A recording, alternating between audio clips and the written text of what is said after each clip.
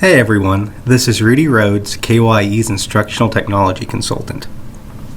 Today we're going to be talking about web browsers. Now, a web browser is a pretty basic tool we use in most every day in our work. Now, when we're using a web browser, we might not think of some of the more advanced features going on behind the scenes, or some really useful tools that are at our disposal to make our work easier or more efficient. So today I'm going to be teaching you guys some basic tips and tricks and some of those more advanced features that you can use in your everyday work and hopefully get a little more out of your web browser. So we all know that the most basic function of a web browser is actually going to websites. And to get to a website, most of the time, we type in something up in the address bar, usually the web address. Now, back in the day, there's the misconception that you always had to have a www in front of a web address to go there. This isn't the case anymore. There's lots of different types of domain names, and most of the time, if you just type in something like google.com, your web browser is smart enough to figure out where you want to go. An example of a web address without a www is kye.ky.gov. It should be a pretty familiar website to everyone. Now, aside from just typing in the web address, even if you're not sure of the exact address, there's a good chance you can still get to where you're wanting to go. So as an example, let's delete everything up in the address bar. You'll notice that when there's nothing in the address bar, there's a little magnifying glass icon that looks a lot like the search icon. And that's because it is. Most web browsers these days are actually tied to a search engine. As an example, if we just type in KYAE without the web address and hit enter, Chrome automatically does a Google search because Chrome's address bar is automatically tied to Google. Microsoft's Internet Explorer is automatically tied to Microsoft's Bing search engine. Opera uses Google search by default. So just typing in what you want in the address bar will usually run a search and look for what you're trying to get to. In this case, we typed in KYAE, and the first thing that came up was the website we were looking for. Now, on the topic of the address bar, there's a few other things that might be helpful to keep an eye out for.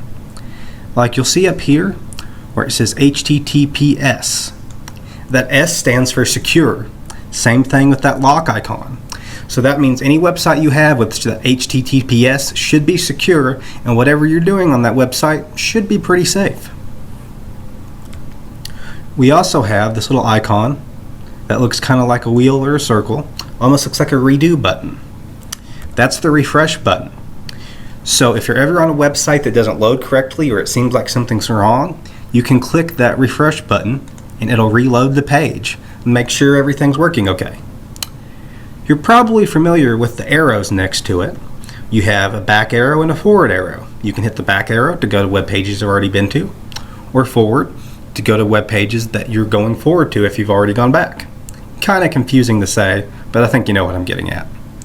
So, if we go back to KYE's website,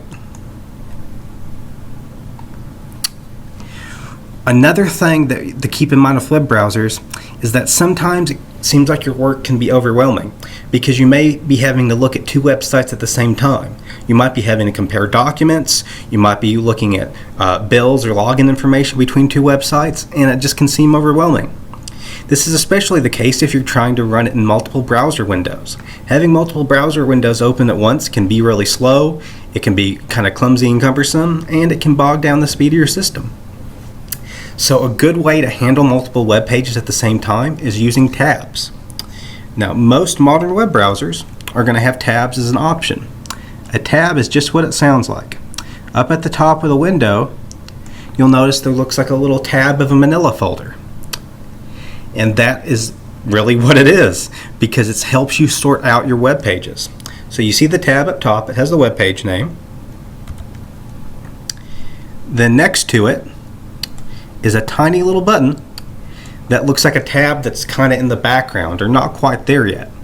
That's the new tab button. So what this does is if you click that new tab button, it opens up a new tab, a new web page that you can go to without losing your old one. So if you want to go back to the page you were on before, you just click its tab up top. So navigating between two tabs is as easy as clicking. There's no extra windows and it goes pretty fast. And you can have as many tabs as you want.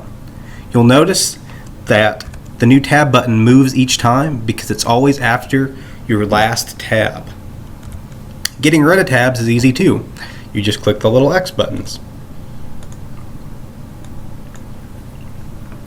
So you may be wondering, well, that's great if I want a new tab and I know where I'm going, but what if I'm on a page and I want to open some new websites in the background, but I don't want to lose the page I'm on? You can do that easily too. As an example, let's go to the educators page. So let's say that you're wanting to open both the college and career readiness standards and you're wanting to open standards-based instruction, but you don't want to lose the current page you're on and you want them in separate tabs. All you have to do is hover over the link you want to open, and usually when you have a link you have the little hand icon. Right click and pick Open Link in New Tab. Usually that's going to be the first option on most web browsers. If you click that, you'll notice your new web page has loaded in the background. And when you want to get to it, you can just click that tab and you're there. But if you click back on your first tab, you're at your original page and you didn't lose anything. So again, all you do, hover over a link, press the right button on your mouse or right click, and pick Open Link in New Tab. And you can pretty much have as many tabs as you want and click through them easily and quickly. So that way your work will be less cluttered and confusing. So tabs are a really useful feature, and that should help people ease their workloads just a little bit. But another really useful ability in a web browser I want to show everyone is how you can actually modify how things look on a page. Because sometimes you might go to a website and you'll find that the text is too small to comfortably read, or conversely it might be too big. So if you ever want to change the size of text on your screen, all you have to do is hold down the Control key. It says CTRL on the button and is usually in the bottom left hand corner of your keyboard. So hold down the Control key and you can press the plus sign key to make the text on the screen bigger. Likewise, if you hold down the Control key, you can hit the minus sign to make the text smaller. And that's really all there is to making the web page bigger or smaller, depending on how you need it. So today we went over a few basics of web browsers, and hopefully that showed some neat features that are going to make your everyday work tasks easier. So thanks for tuning in, guys, and I look forward to next time.